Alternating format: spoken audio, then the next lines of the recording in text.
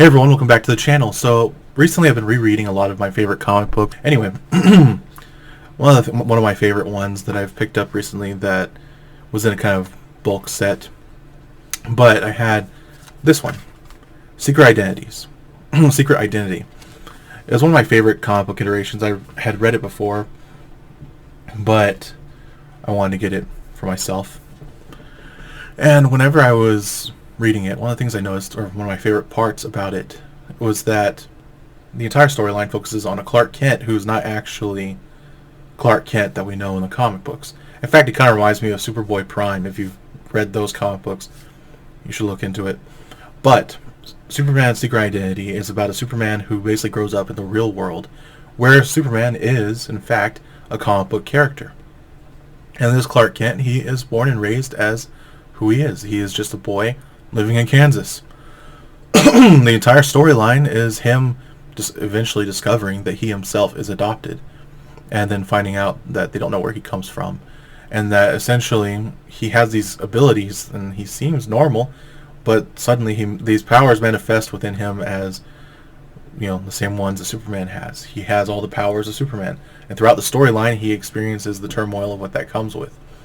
And it's one of the things that I enjoyed about it, because although if you notice, or if any, sorry, if any of you have ever read this storyline, the entire storyline is kind of, at times it reminds me of some of the Sam Raimi storylines, or the Raimi Spider-Man universe, and how they want to capture the essence of an idea of superheroes existing in the real world.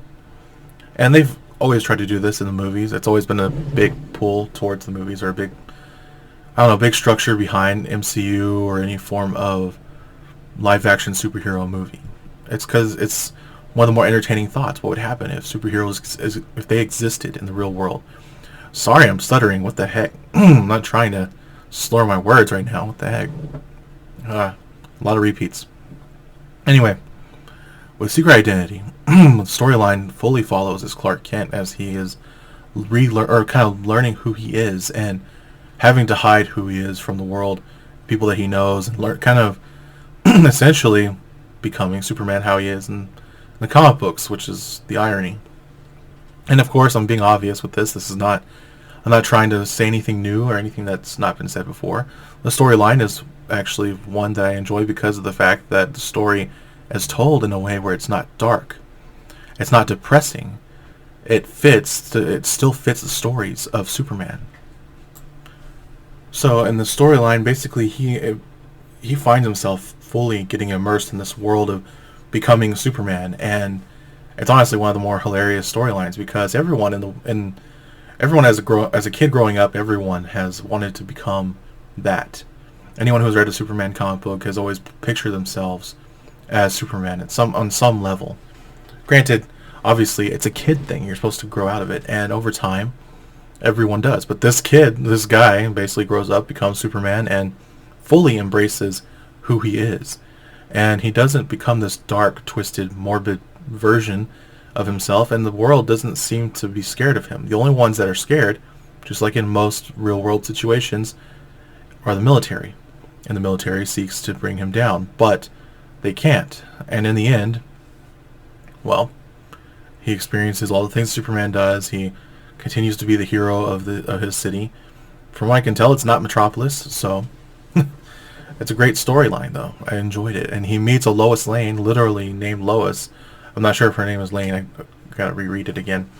But I didn't pay attention to that part too much. My favorite parts are just him utilizing his abilities and trying to live up to the name, I guess, of Superman, but still trying to maintain who he is as a person. He's not a comic book character. He doesn't see himself as a comic book character just because he bears the similarities and because his parents basically cursed him with the name Clark Kent. He essentially, and also not only that, they kind of became obsessed with it to the point where they kept giving him all these Superman gifts and all that, which personally I would think it's fun. But the entire storyline, it leans into the more heroic aspect of Superman instead of this dark, morbid universe. And so honestly, it was one of the more fun stories. And he has kids in the end, and he has a family, and he's still Superman. He still flies. He still does all these things, and his kids have his powers, and they fly with him, and it just adds so much fun and life to a storyline that could have been dark, like everyone tries to do in today's movies. But instead, they had such hope. And honestly, if they chose to adapt this, I'd be okay with it into a live action movie. They kind of I think they kind of tried with Man of Steel, even with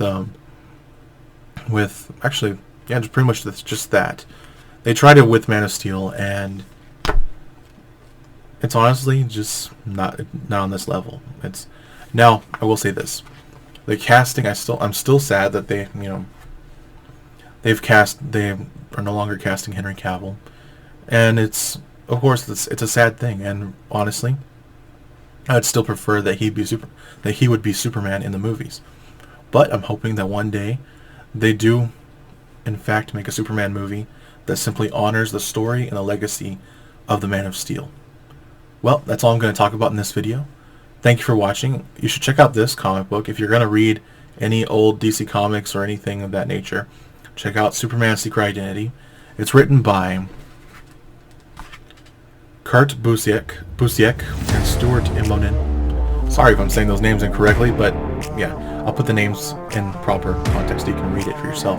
Anyway, thank you for watching. I'll see you guys next time.